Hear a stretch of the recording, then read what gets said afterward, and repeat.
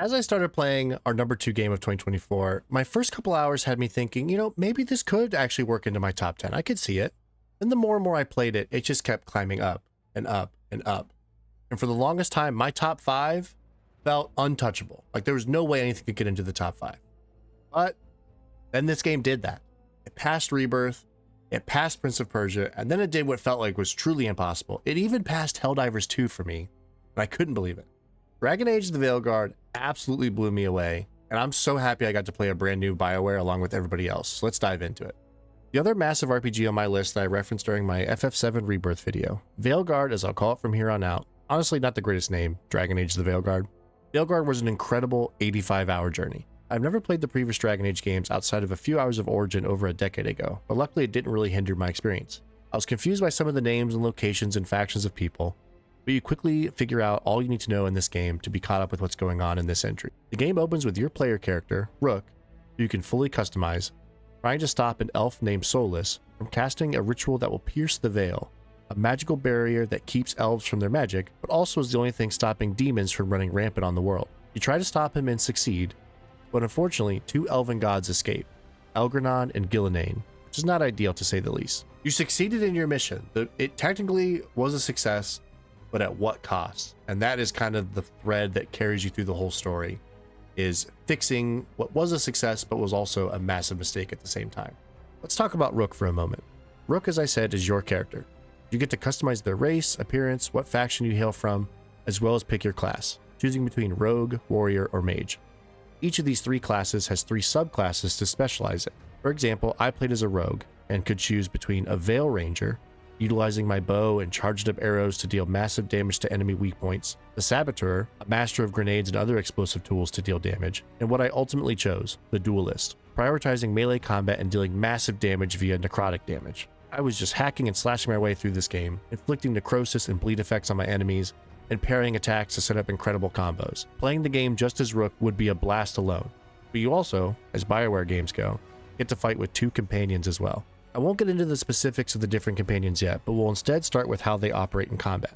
They will fight and auto-attack on their own and can't be killed or take damage, which is nice to not have to manage 3 health bars. You can either use their abilities via hotkeys or the way I always did, stop the fight and pull up a wheel of abilities. It looks intimidating, but is actually very intuitive and easy to use once you get the hang of it. The companions are split into archetypes that feel similar to the classes Rook can be. You have 2 beefy tank-like warriors, some casters, and some more martial fighters. They can have 3 of their potential 5 skills slotted into their character that could either cover spots your Rook can't handle or help supplement what you do best. It's very fun to have Emmerich in my party who can make enemies vulnerable to necrotic damage to boost my damage, or Balara with your healing spell that triggers automatically when you are low on health. Both Rook and his companions can also do what I have called an alley-oop. Characters can either apply or detonate Weakness, Sundered, or Overwhelmed. When applied, Weakness reduces the damage enemies do, Sundered increases the damage they take, and Overwhelmed fills their stagger meter faster, making it easier to stun them and do a cool takedown attack.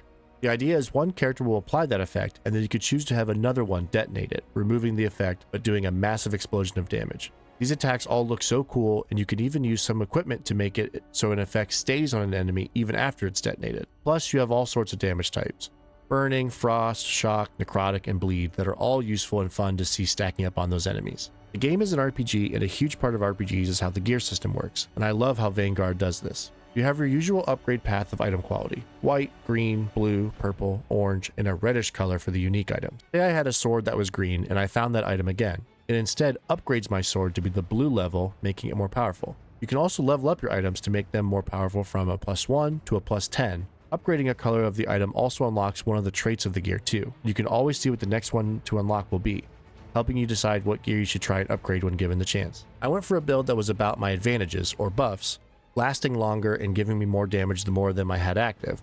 Over the course of a fight, my damage would just keep ramping up and up.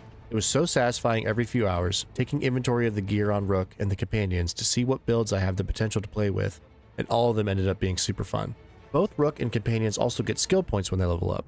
The companions are all used to buff their abilities, and Rook can unlock new powers, upgrade certain ability types, or even increase your resource generation. All the points can be freely refunded, so it encourages playing around to find your ideal build. I appreciated that there weren't skill points that were burned on just 2% damage or 1% armor upgrades that a lot of RPGs use. Every skill point either gives you a new tool in your arsenal or encourages you to cater your playstyle in a certain way. I think we've now hit the point to really dive in on some of these companions, and they were by far my favorite part of the entire game.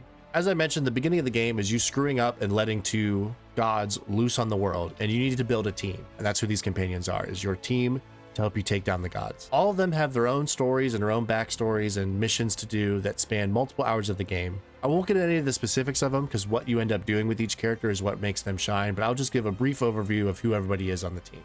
Filmora is a veil jumper who uses time manipulation and shock powers. She lost her brother and goes on a journey to get closure. Davrin is a big, beefy elf man who is a Grey Warden, sworn defender against the Blight and Darkspawn, with his griffin companion Asan. He's on a quest to save the rest of Asan's brothers and sisters, who were taken by a mysterious character named the Gloom Howler.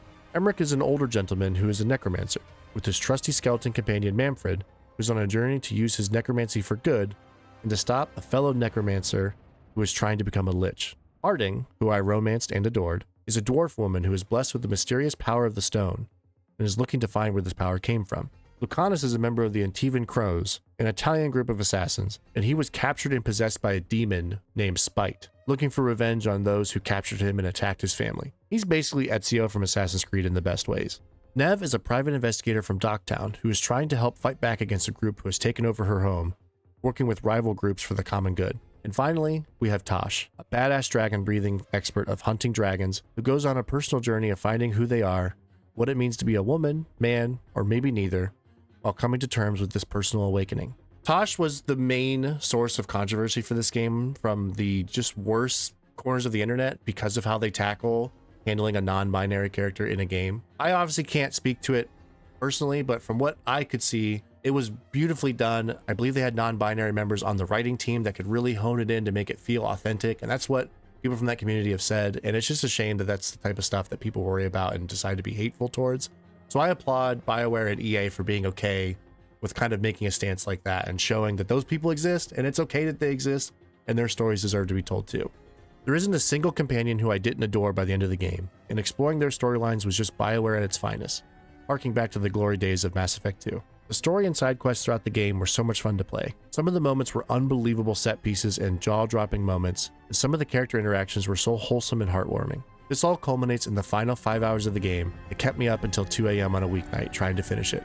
You make choices throughout the game that do affect some things, but that is nothing compared to the ending. You make some incredibly tough choices as leader of a group going into what feels like a suicide mission, risking the lives of these characters you have fallen for over the last 80 hours. Everyone is bought in and knows the risks, making the ending so powerful. I can't recommend enough to do all of the character storylines to completion. You unlock a special passive trait for them that also helps tremendously at the end of the game. Similar to last year with Final Fantasy 16 and Hogwarts Legacy, I played this game alongside my wife Tiff, which always makes a game that much more special to me.